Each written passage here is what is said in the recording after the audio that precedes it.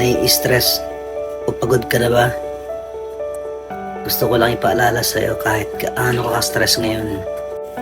Huwag kang sumuko sa pangarap mo. Kailangan mong tandaan parati na magtiwala ka sa progress na nangyayari sa buhay mo. Kahit alam ko na minsan sobrang hirap at sobrang nakakapagod na rin talaga. Magtiwala ka sa kakayahan mo. Ang dami mong nalagpasan ng malaking problema dati. Ngayon ka pa ba susuko? Patuloy ka lang na lumaban. Kung pakaramdam mo ngayon na nahuhuli ka na sa buhay, siguro dahil nakikita mo yung mga kilala mo o yung mga kaibigan mo na unti-unti may na-achieve na sila.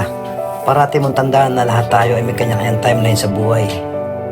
Hindi ka nahuhuli at hindi ka rin nauna.